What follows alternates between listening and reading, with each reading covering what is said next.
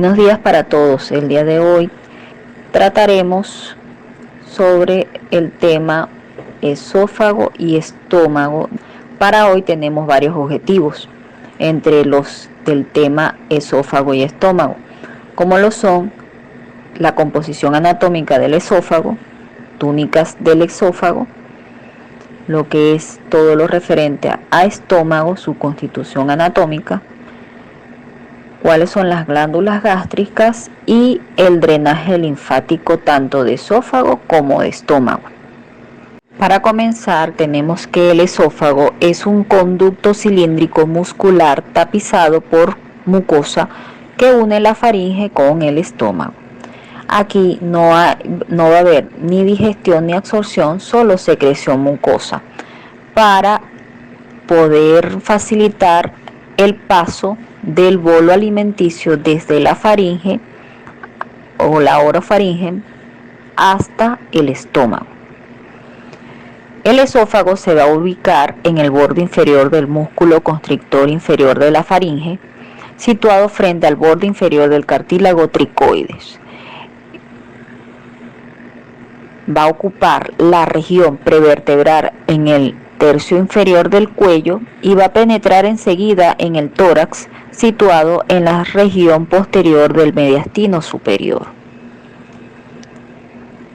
Y va a terminar en un orificio que conecta con el estómago llamado cardias, el cual se encuentra ubicado aproximadamente en el plano medio a la altura de la décima o la 11ª vértebra torácica. En cuanto a su longitud, en el adulto el esófago mide aproximadamente entre 25 y 30 centímetros. 5 centímetros en la región cervical, de 16 a 20 centímetros en la región torácica y 1 centímetro para la travesía diafragmática, ya que atraviesa el diafragma, y 3 centímetros en el borde del abdomen. Esta longitud no es constante, va a variar con la situación del origen y su terminación, ya que el esófago tiene porciones cervicales, torácicas, diafragmáticas y abdominales. De allí va a tener distintas relaciones.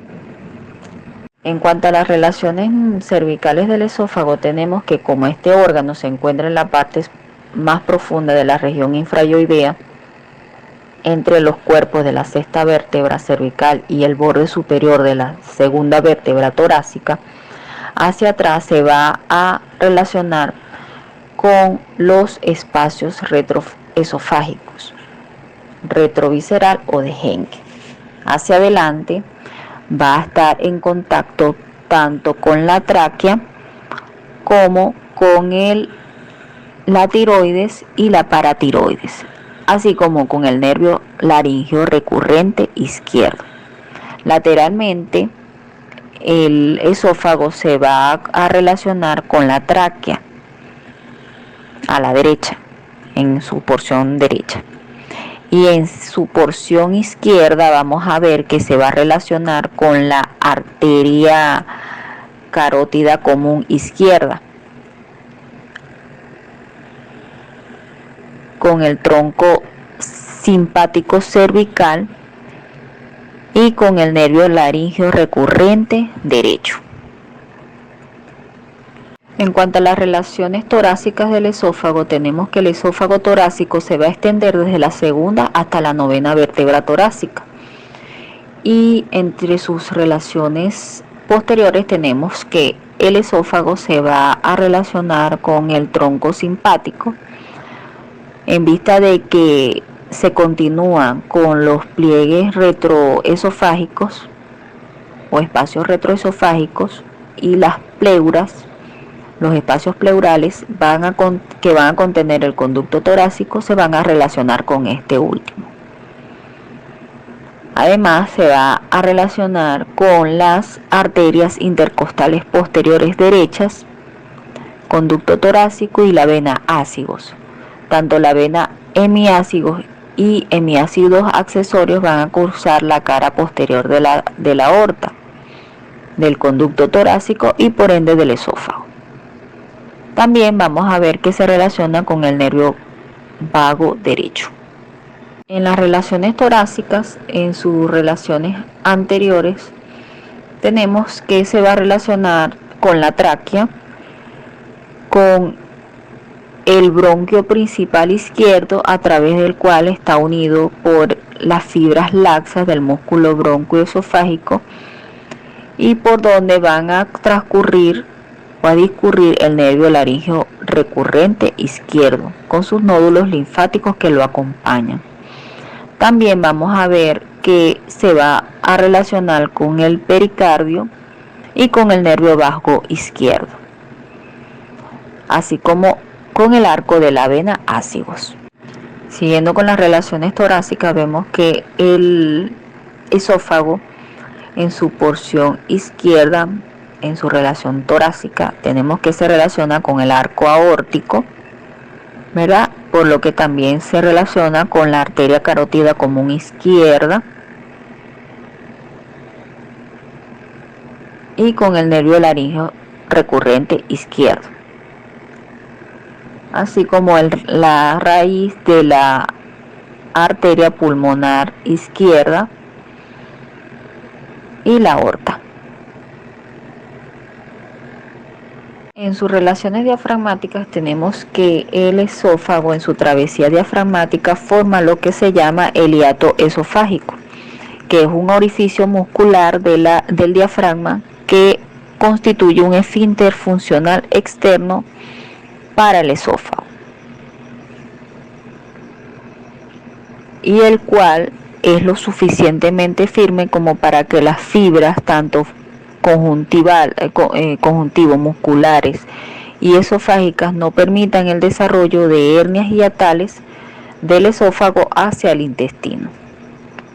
A través de este hiato también transcurren los troncos vagales y se va a relacionar también con la región mediastínica posterior, también con la aorta, con la vena hemiácidos, los nervios espláncnicos, con el conducto torácico, con la vena ácigos y con las pléuras.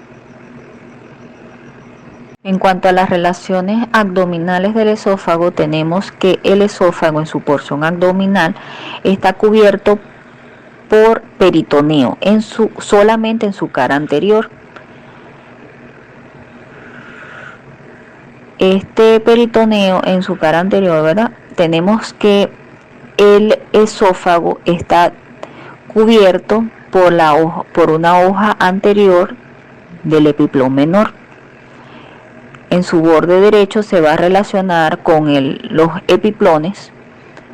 También se va a relacionar con el lóbulo caudado del hígado,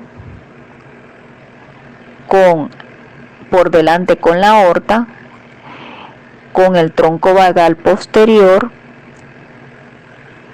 y se va a relacionar con la curvatura gástrica mayor, así como también en la cara anterior del esófago se va a relacionar con el tronco vagal anterior, con las arterias gástricas izquierdas y las ramas superiores de la arteria gástrica posterior, con la arteria esplénica y con el estómago. En la siguiente lámina podemos evidenciar que el esófago está irrigado por arterias adyacentes. Por lo menos en el cuello, las arterias esofágicas superiores son proporcionadas por las arterias tiroideas inferiores, ramas del tronco tirocervical de la arteria subclavia.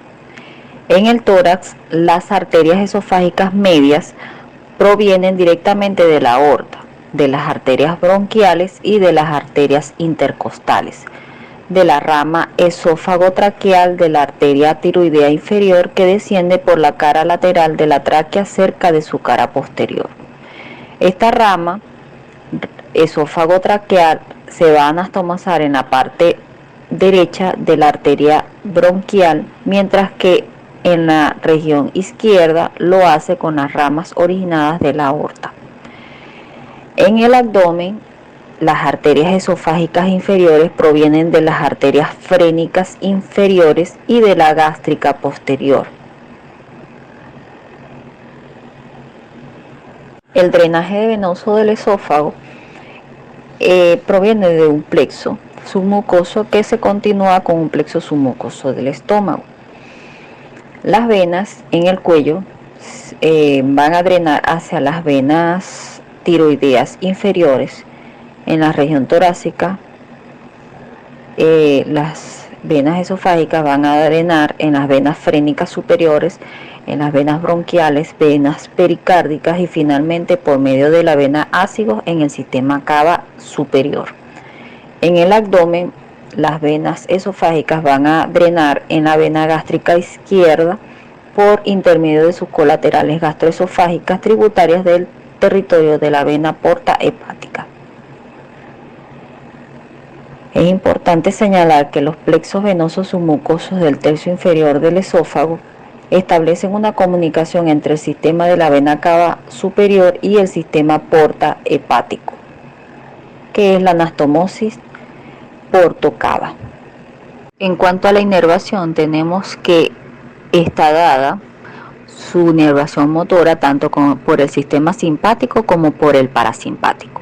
El sistema parasimpático llega al esófago por el nervio laríngeo recurrente izquierdo. En el segmento suprabronquial los nervios se originan directamente del nervio vago y del lado izquierdo son proporcionados por el nervio laríngeo recurrente izquierdo, rama del vago. Estos ramos llegan al esófago y se van a dividir en ramos cortos que lo penetran por sus caras tanto anteriores como posteriores. En el segmento infrabronquial del esófago, los ramos de ambos vagos, muy ramificados y comunicados entre sí, se reparten por sus paredes antes de penetrarlo. En cuanto al sistema simpático, ellos van a adoptar la vía de las raíces vasculares y van a llegar al esófago con las arterias. En el esófago abdominal, él también va a recibir inervación directa a través de los nervios espláncnicos. En cuanto a las capas del esófago, tenemos que desde la luz hacia afuera tenemos la primera capa que nos conseguimos es la capa mucosa. Es una capa espesa y resistente que está constituido por un epitelio estratificado y por glándulas mucosas. La capa submucosa va a comprender un plano conectivo adherente a la mucosa para que ésta se pueda deslizar con mayor facilidad. Luego vamos a conseguir el músculo esofágico, que es un músculo liso mezclado en su extremo superior con algunas fibras estriadas provenientes del músculo constrictor inferior de la laringe. El músculo esofágico va a disponerse en dos capas, una capa longitudinal externa y una capa circular profunda, que es delgada. Y también vamos a ver la capa adventicia, que está formada por tejido conjuntivo, excepto en una región del receso vértebro-mediastínico donde las pleuras revisten parcialmente el esófago. Para el estudio del esófago se ha dividido topográficamente en tres secciones, que son la cervical, torácica y diafragmática. En el extremo superior del esófago también vamos a presentar algunas diferencias. Por ejemplo, va a presentar un esfínter tanto a nivel superior como a nivel inferior. A nivel superior, el esfínter que va a comunicar la orofaringe con el esófago se llama esfínter esofágico superior y su función es permitir el paso del bolo alimenticio desde la faringe durante la deglución hacia el esófago. Y a través de movimientos peristálticos de la musculatura del esófago, el bolo se va moviendo hacia el estómago, ¿verdad? para permitir el paso del bolo alimenticio hacia el estómago. En su tercio inferior vemos que el esófago también va a presentar un engrosamiento que se llama el esfínter esofágico inferior. Este esfínter está formado por un engrosamiento de la capa muscular interna circular hacia adentro y por una parte crural del diafragma hacia afuera a unos 2 centímetros por encima del hiato diafragmático y se va a extender hacia el cardias. La función del esfínter esofágico inferior es permitir el paso del bolo alimenticio hacia el estómago e impedir el paso de sustancias y enzimas gástricas hacia el esófago. Una incompetencia de este hiato o de este esfínter esofágico inferior es dado por una entidad que se llama reflujo gastroesofágico. En cuanto al drenaje linfático del esófago, tenemos que se va a originar en dos plexos, uno submucoso y uno intramuscular. Desde allí se van a ordenar en conductos que atraviesan los bordes del esófago y se dirigen a los nódulos linfáticos más próximos.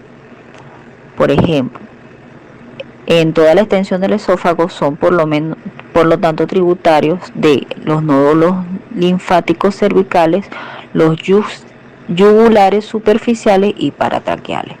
Los nódulos linfáticos mediastínicos son contribuyentes de los nódulos yuctaesofágicos, traqueobronquiales y paratraqueales, mientras que los nódulos linfáticos abdominales son contribuyentes de los nódulos gástricos izquierdos y celíacos. Prosiguiendo en el orden de los objetivos, ya terminamos con lo que es esófago, ahora vamos a continuar con estómago.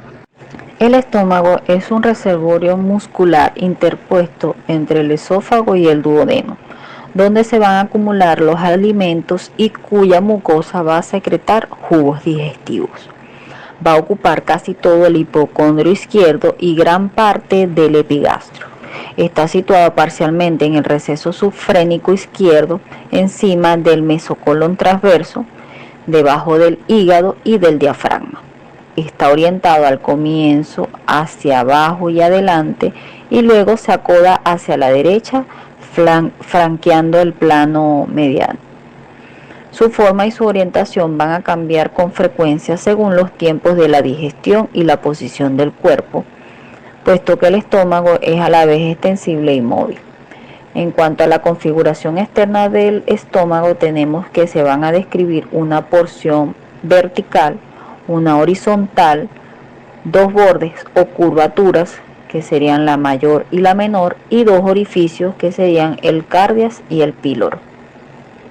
En cuanto a la porción vertical, se van a distinguir tres zonas: el fundus gástrico, el cuerpo gástrico y la extremidad inferior. El fundus gástrico es convexo hacia arriba y está situado por debajo del diafragma. Está lleno de aire, por lo que se denomina bolsa de aire gástrica. Es la parte más alta y más ancha del estómago y va a presentar una zona que es la parte más elevada del fundus gástrico, que se denomina fornis gástrico. El cuerpo gástrico va a tener una forma cilíndrica y es aplastado de adelante hacia atrás, bien delimitado por sus bordes laterales. La extremidad inferior o tuberosidad menor desciende más o menos hacia abajo en el abdomen y se continúa y comunica a la derecha con la porción horizontal. La porción horizontal es también denominada porción pilórica o antro pilórico. Es a menudo oblicua hacia arriba y a la derecha. Adopta una forma de embudo que se estrecha en dirección al píloro. Ella va a reunir la porción vertical y con la horizontal y es la parte más declive del estómago. La curvatura mayor Se extiende desde el borde superior del cardias hasta el borde inferior del píloro. Es el borde izquierdo y va a formar una especie de borde con el esófago abdominal, va a formar un ángulo que se va a denominar incisura del cardias. Después va a tener un trayecto cóncavo hacia abajo alrededor del fundus gástrico. La curvatura menor se extiende también del cardias al píloro. Es la curvatura que se presenta del lado derecho y al principio es vertical a lo largo del cuerpo gástrico. Luego se encurva bruscamente dirigiéndose hacia la derecha, arriba y ligeramente hacia atrás a nivel del antro y canal pilórico para continuarse con el borde superior del duodeno.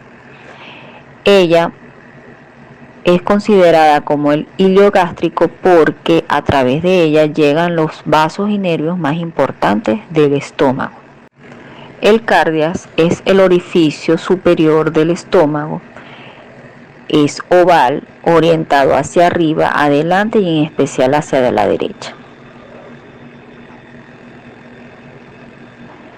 En cambio, el píloro está situado en la parte inferior de la curvatura menor.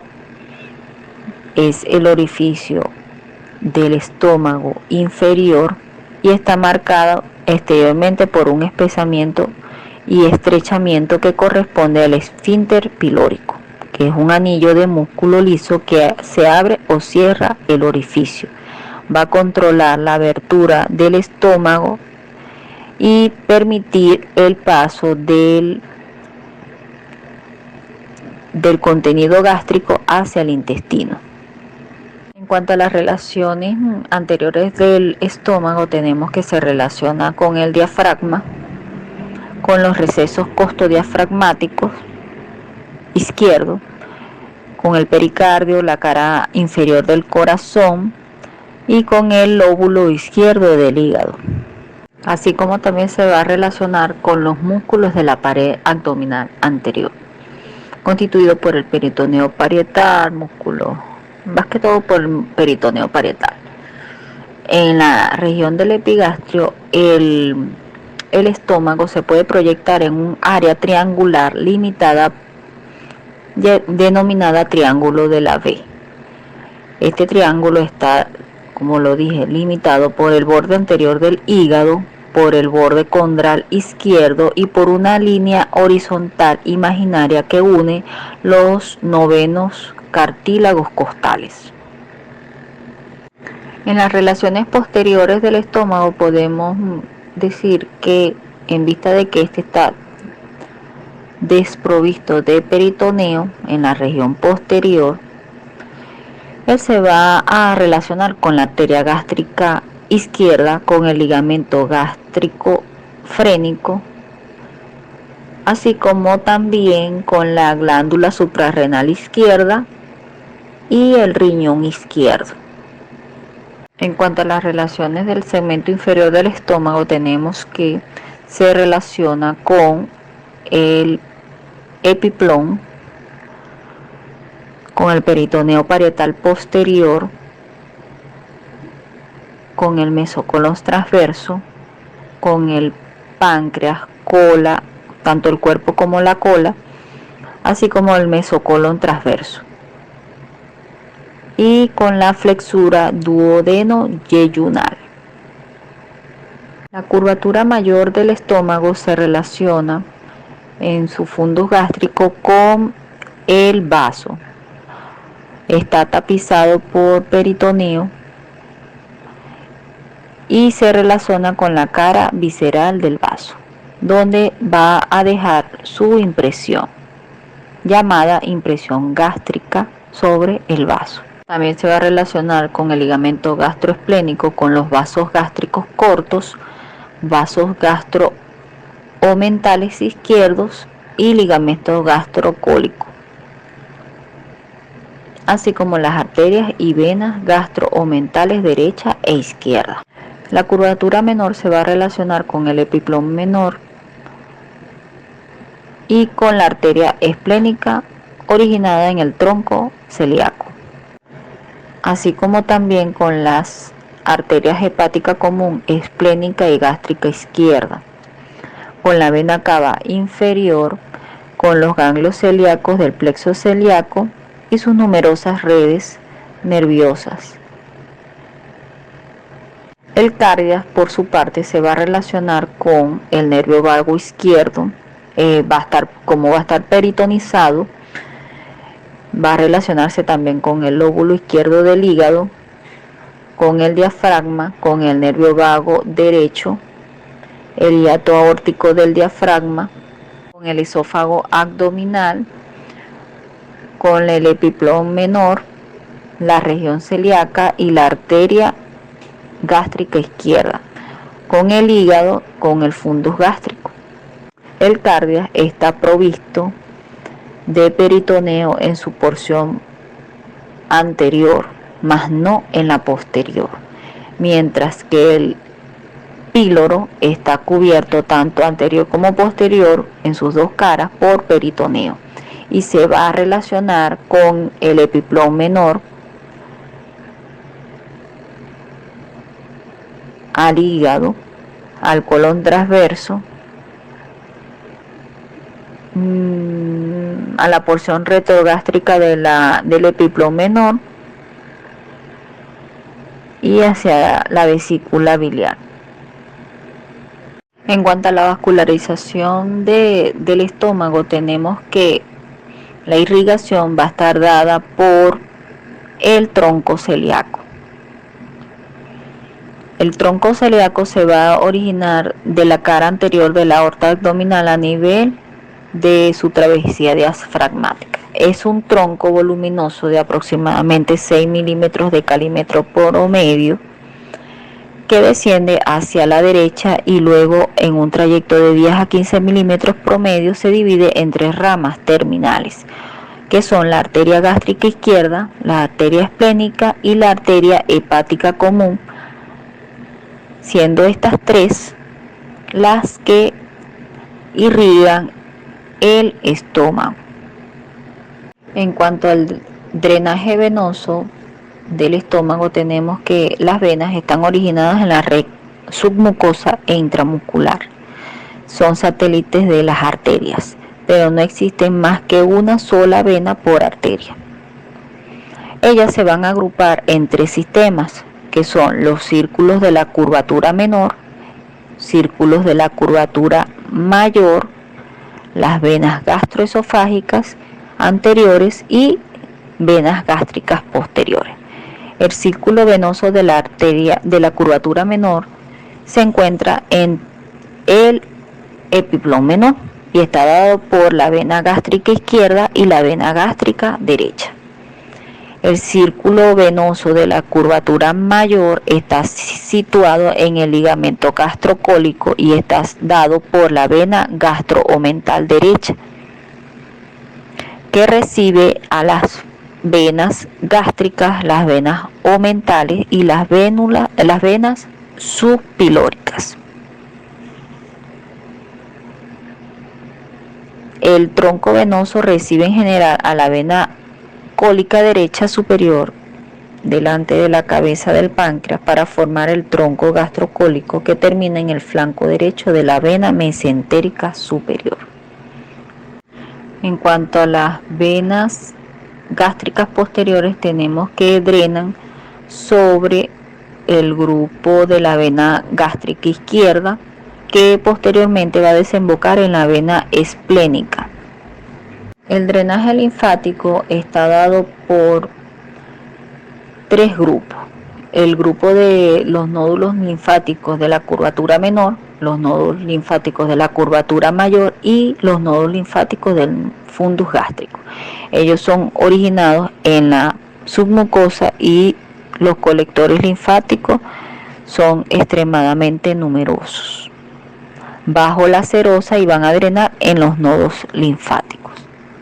La inervación del estómago viene dada por el sistema nervioso autónomo a través del nervio vago y algunos elementos simpáticos. como son algunos también fibras provenientes del plexo celíaco. La próxima diapositiva, que habla sobre las glándulas gástricas, tenemos que decir que las glándulas de la mucosa gástrica contienen muchas glándulas profundas, lo que son las glándulas gástricas cardinales de la región pilórica y píloro van a secretar básicamente moco, que va a neutralizar el ácido clorhídrico y todos los jugos gástricos para que no lesionen la mucosa gástrica.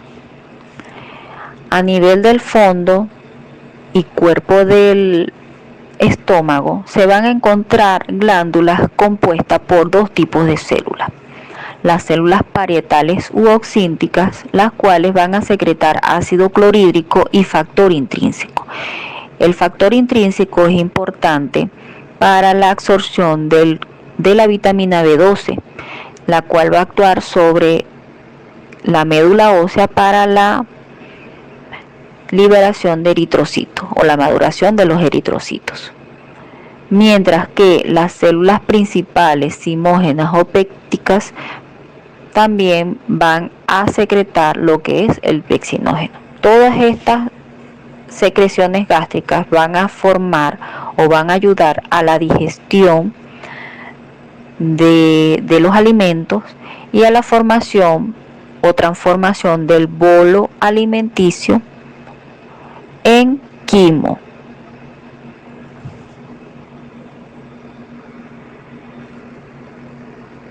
Con esta lámina damos por terminada todos los objetivos correspondientes al tema de esófago y estómago. Entre las bibliografías recomendadas tenemos la anatomía humana de Latarjet Ruiz y Fisiología médica de William Gannon. Muchas gracias por su atención. Que tengan un feliz día.